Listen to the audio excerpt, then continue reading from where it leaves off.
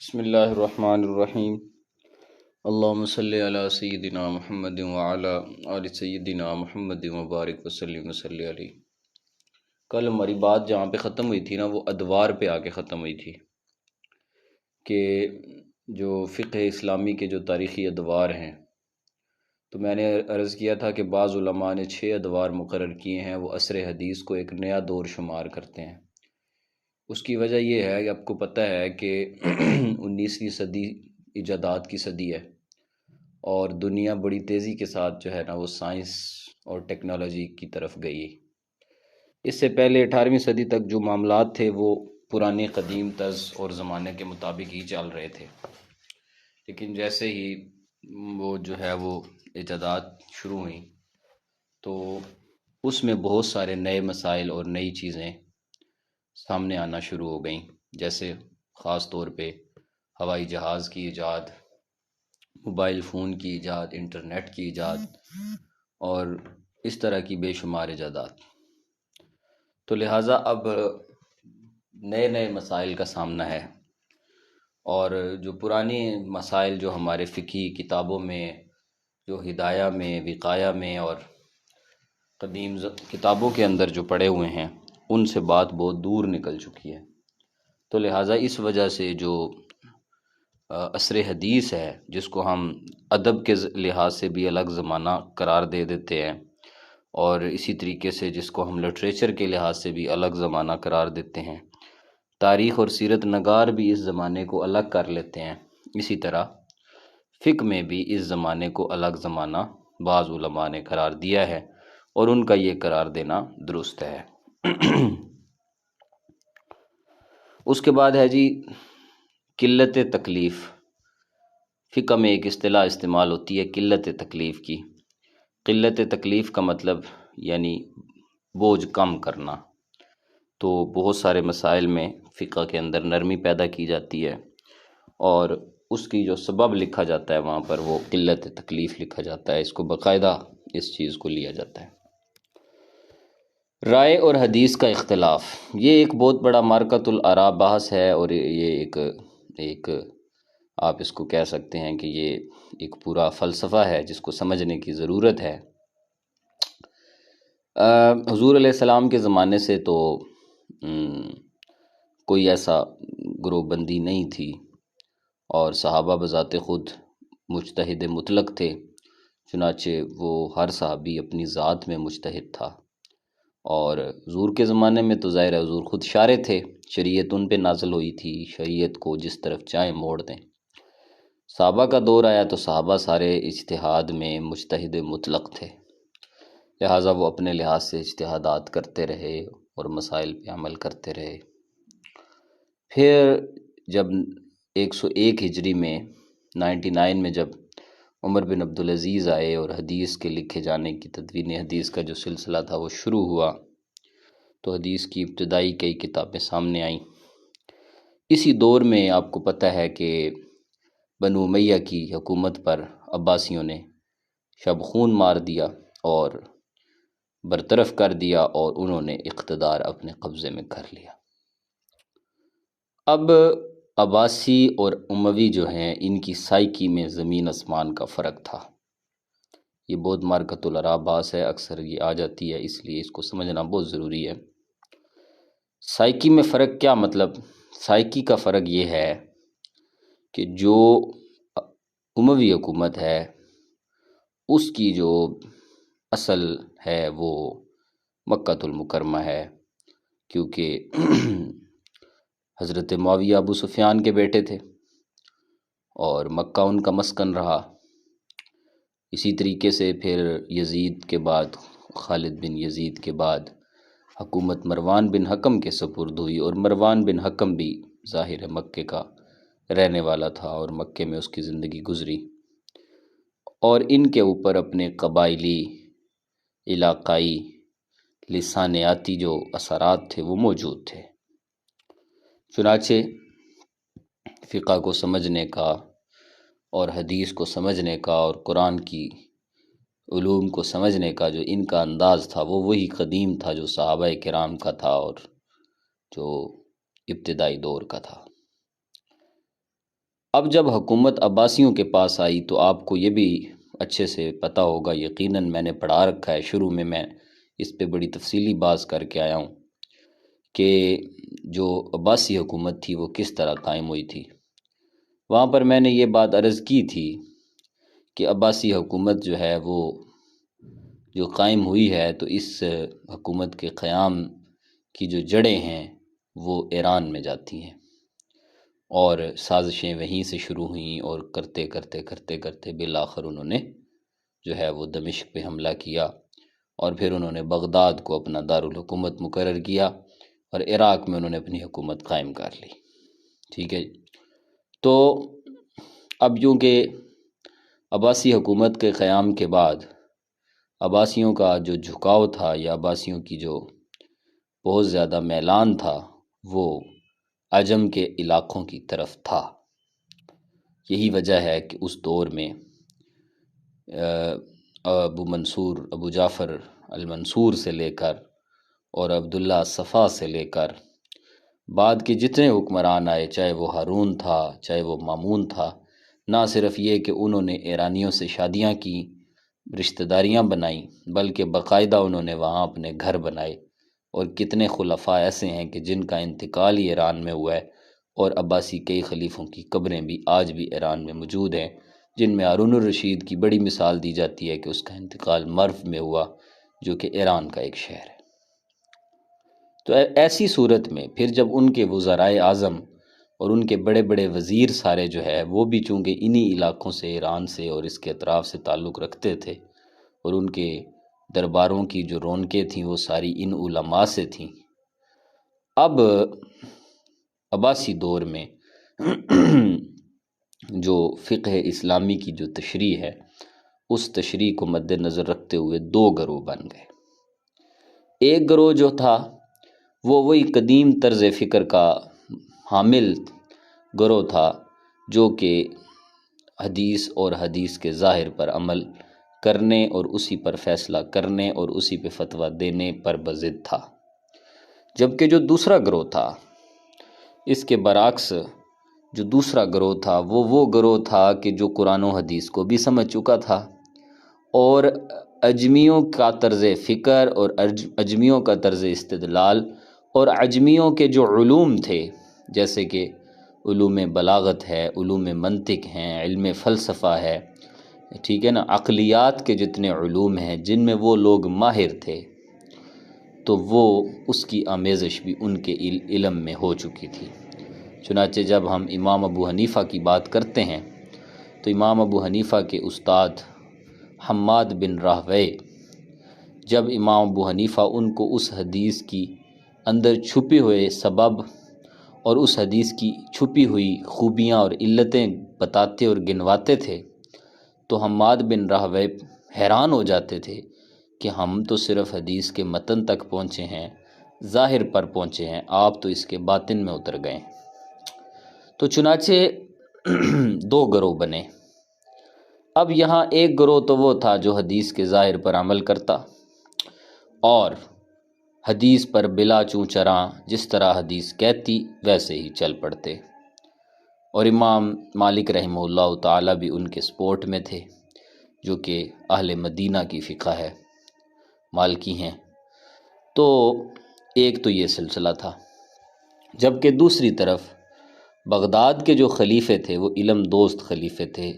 ہم یہ بات بھی پڑھ چکے کہ ہارون اور مامون نے کس طرح جو ہے وہ علم کو بغداد میں نہ صرف یہ کہ پھیلایا ہے، بلکہ نہ صرف یہ کہ علم کو پھیلایا ہے، بلکہ اس سے بڑھ کر یہ کہ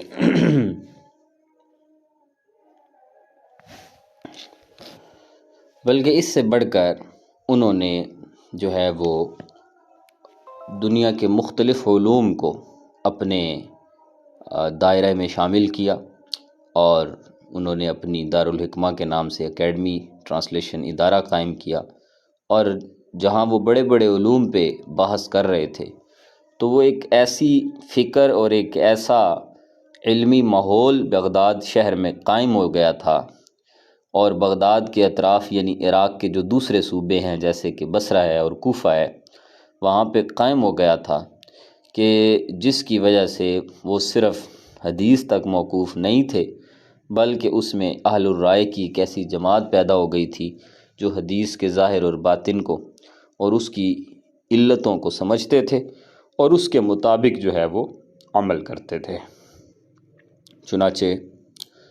امام ابو حنیفہ اور ان کے جو رفقا ہیں جس میں امام ابو یوسف، امام محمد، امام ظفر، یہ تمام حضرات شامل ہیں، تو ان حضرات نے ایک نئی جو ہے وہ انہوں نے ایک نئی جماعت کو متعارف کروایا جس کو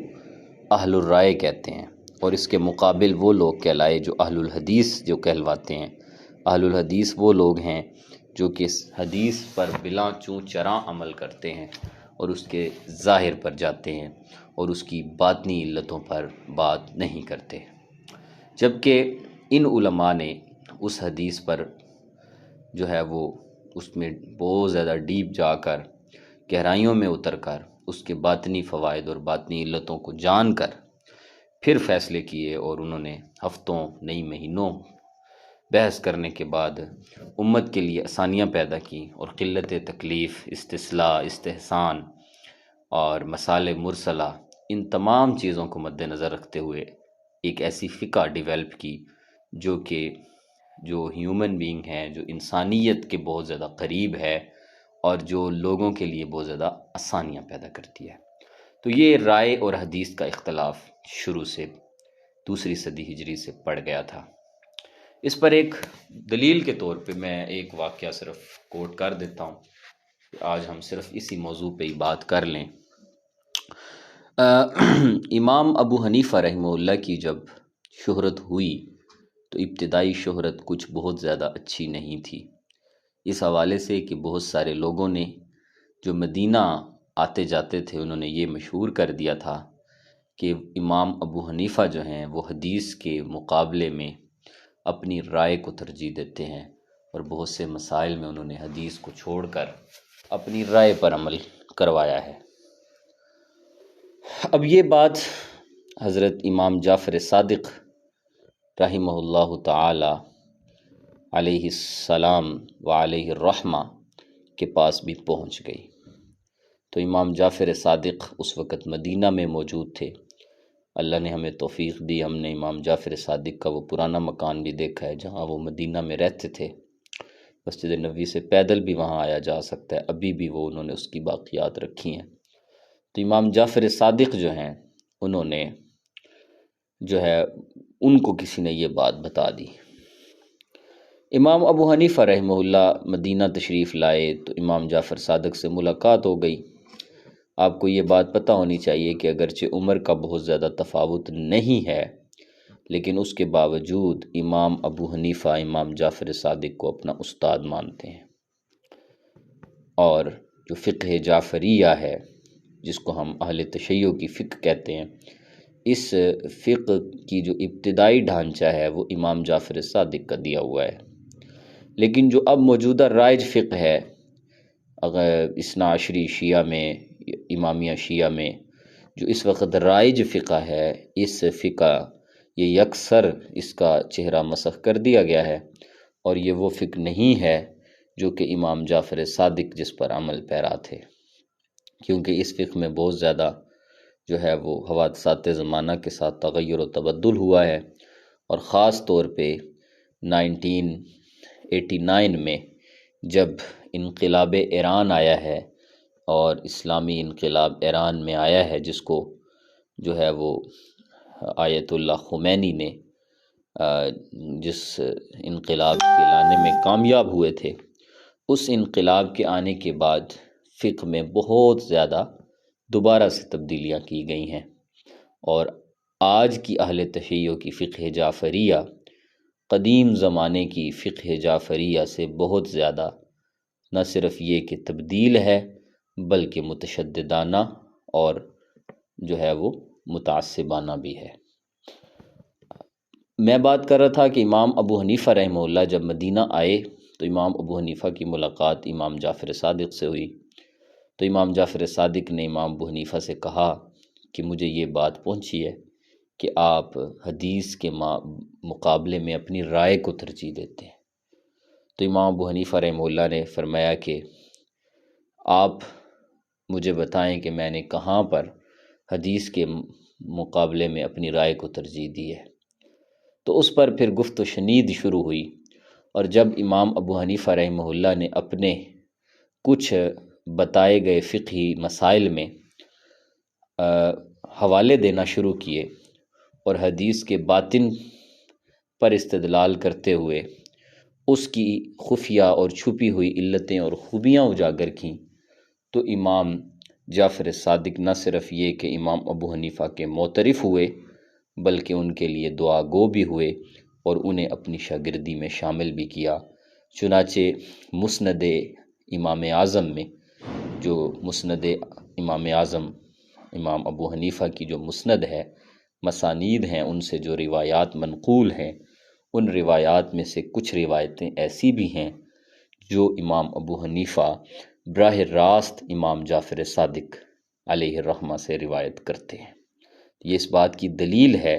کہ امام جعفر صادق نے نہ صرف یہ کہ امام ابو حنیفہ کی رائے کو قبول فرمایا تھا بلکہ انہیں دعا بھی دی تھی۔ اور فقہ کی تمام بڑی کتابوں میں اور تمام بڑی تاریخ کی کتابوں میں یہ بات واضح لکھی ہوئی ہے کہ امام ابو حنیفہ رحمہ اللہ نے فرمایا تھا کہ اگر تم میری طرف سے کوئی مسئلہ دیکھو اور اس پر تمہیں حدیث مل جائے جو واضح اس مسئلے کے خلاف کہتی ہو تو میری اس رائے کو اٹھا کر دیوار پہ مار دو اور حدیث پر عمل کرو۔ یہ ان کے واضح تعلیمات میں یہ بات موجود ہے۔ چنانچہ بہت سے مسائل میں ایسا ممکن ہے کہ امام ابو حنیفہ رحمہ اللہ تک احادیث نہ پہنچی ہوں، البتہ بعض لوگ جو امام صاحب پہ یہ اعتراض اٹھاتے ہیں کہ امام ابو حنیفہ جو ہیں وہ حدیث کے ماہر نہیں تھی، تو یہ ان کی جو ہے وہ کم علمی ہے یا یہ ان کا جو ہے وہ معاندانہ پن ہے۔ کیونکہ امام ابو حنیفہ رحمہ اللہ تعالی اپنے زمانے کے نہ صرف فقیہ تھے بلکہ بہت بڑے محدث بھی تھے۔ چنانچہ اہل الرائے سے مراد اہل الرائے بالصواب ہیں، یعنی حدیث عمل یہ بھی حدیث پہ کرتے ہیں، مسئلہ یہ بھی حدیث سے نکالتے ہیں، لیکن براہ راست حدیث کے ظاہر کو لینے کی بجائے اس کی باطنی علتوں کو جانتے ہیں، اور پھر ان علتوں کے تناظر میں فقہ کے باقی اصول جس میں استصلاح ہے، جس میں استحسان ہے، جس میں مسالے مرسلہ ہیں، ان تمام چیزوں کو بروئے کار لا کر قلت تکلیف کے ضابطے کے تحت امت کے لیے آسانیاں پیدا کرتے ہوئے انہوں نے اپنی فقہ کو مرتب کیا ہے۔ امید ہے کہ آپ کو میری یہ بات اور یہ معاملہ سمجھ میں آئے گا کہ اہل الرائے اور اہل الحدیث کا پھر یہ جو اختلاف تھا یہ امت میں باقی رہا اور یہ چلتا رہا اور آج تک یہ اختلاف چلتا آ رہا ہے۔ چنانچہ یہ کوئی ایسی بات نہیں ہے کہ یہ کفر اسلام کی بات ہے، ابتدائی دور سے ہی یہ اختلاف شروع ہوا، اور پھر یہ اختلاف صرف مسالک کی حد تک نہیں رہا بلکہ حکومتوں نے بھی اس اختلاف کو اپنے ساتھ رکھا ہے۔ چنانچہ عباسیوں کی جو سب سے بڑی حکومت ہوئی ہے ہمارے تاریخ اسلامی میں، سب سے بڑی حکومت عباسیوں کی ہوئی ہے، اور پھر اس کے بعد دوسری بڑی حکومت جو ہے وہ عثمانیوں کی ہوئی ہے، اور ان دونوں حکومتوں نے جو ہے وہ فقہ حنفی کو رائج کروایا، اور انہوں نے اہل الرائے کو ہمیشہ ترجیح دی۔ کیونکہ اہل الرائے والے جو ہیں ان کے جو مسائل یا ان کی جو فقہ ہیں یا ان کے جو بتائے ہوئے اقوالات ہیں وہ تمدن انسانی اور انسانیت کے زیادہ قریب ہیں اور امت کے لیے زیادہ آسانیاں پیدا کرتے ہیں، اور رسول اللہ صلی اللہ علیہ وسلم نے دعا دی ہے کہ ان مجتہدین کو اور ان امت کے اس طبقے کو کہ جو لوگوں کے لیے آسانیاں پیدا کریں، اور اسی لیے حدیث میں بھی اس بات کو واضح کہہ دیا گیا کہ جو ہے وہ عسروا ولا تعسروا، کہ لوگوں کے لیے جو ہے وہ یسروا ولا تعسروا، لوگوں کے لیے آسانیاں پیدا کرو، ان کے لیے مشکلات پیدا مت کرو۔ تو اس حدیث کے تحت جو ہے وہ ائمہ کی اس جماعت نے جو ہے وہ اہل الرائے ہونے کو ترجیح دی ہے، نہ کہ براہ راست اہل الحدیث ہونے کو۔ لیکن اس کا یہ مطلب بھی نہیں کہ جو حضرات حدیث کے ظاہر پر عمل کرتے ہیں یا جو حدیث کو براہ راست نافذ کرتے ہیں، حضور علیہ السلام سے تو بے شمار حدیثیں ایسی مروی ہیں، جوتے پہن کر نماز پڑھنے کی حدیث بھی مروی ہے، آپ علیہ السلام سے کھڑے ہو کر استنجا فرمانے کی حدیث بھی مروی ہے، کھڑے ہو کر پانی پینے کی حدیث بھی مروی ہے۔ تو یہ ساری حدیثیں مروی ہیں، تو اہل الحدیث حدیث کے ظاہر کو سمجھتے ہوئے ان حدیثوں پر بھی کبھی نہ کبھی عمل کر لینے کو جائز کہتے ہیں، جبکہ جو اہل الرائے ہیں وہ اجتماعی چیزیں اور علتیں تلاش کر کے اس کے مطابق جو ہے وہ عمل کرتے ہیں۔ تو انشاءاللہ یہ فرق میں نے کر دیا، نیکسٹ انشاءاللہ آگے چلیں گے۔